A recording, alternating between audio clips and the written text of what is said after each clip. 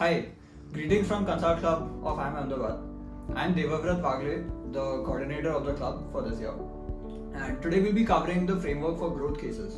Unlike the frameworks for some of the previous cases you may have gone through, such as profitability and market entry, growth cases tend to be a bit lighter in terms of having a ready-made structure, and they test your creativity and business acumen a lot more. So when you start off with, it's very critical to have a good understanding of the client and their context. So a good way to start off is obviously to use the O3CP framework. First off, start with clarifying the objective. 99% of the time when you're given a growth case, it implies revenue growth, but it's still good to clarify exactly what type of growth the client is looking for. In some cases, it could be growth specifically in terms of certain customer segments, in terms of specific geographies, or even in terms of expansion into specific product lines. And what kind of objective you're given will also in turn have to determine what kind of structure you follow.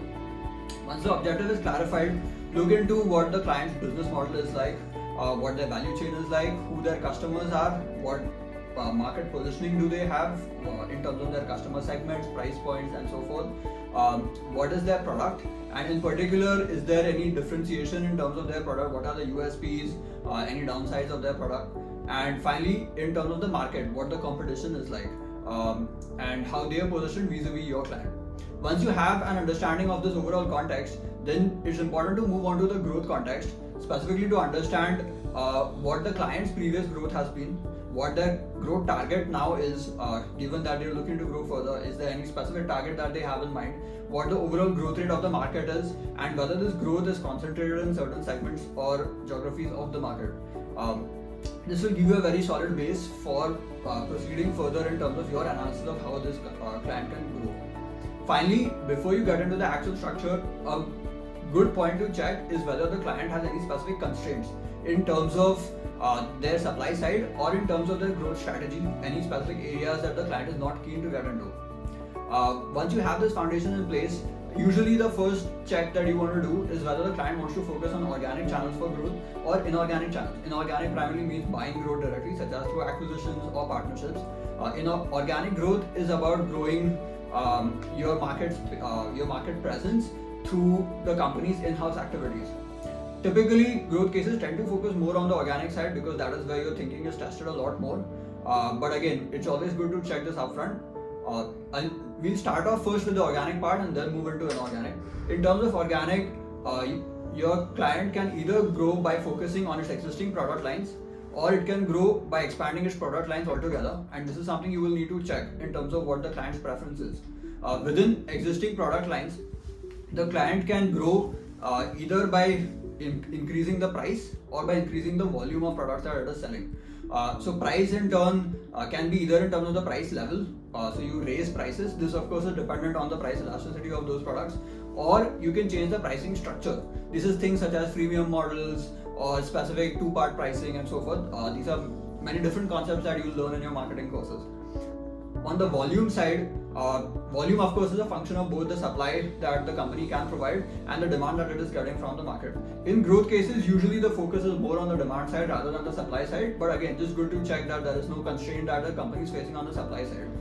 If there is a supply side constraint, then obviously it's the supply side that you will need to solve for first before going on to the demand side.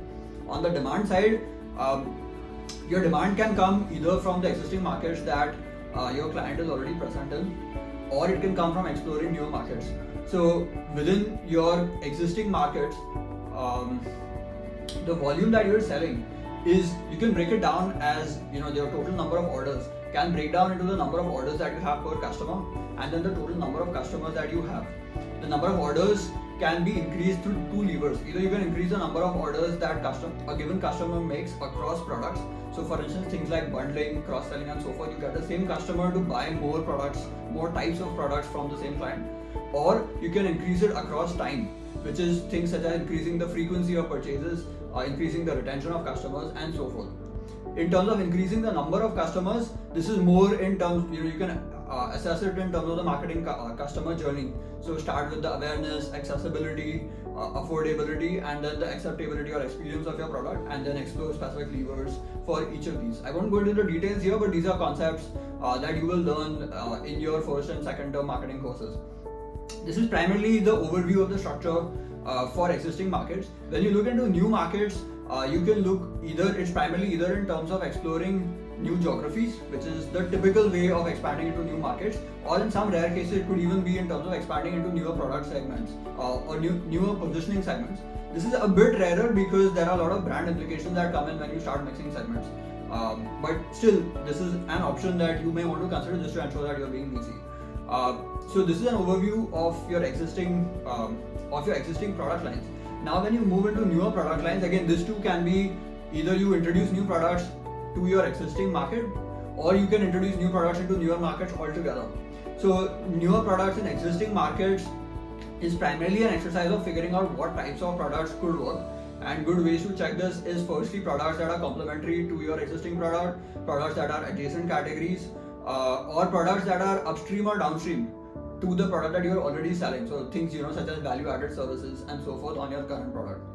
In terms of new products and new markets, that becomes diversification altogether. So you're trying out something completely new, and that will take on the structure more of a market entry case then.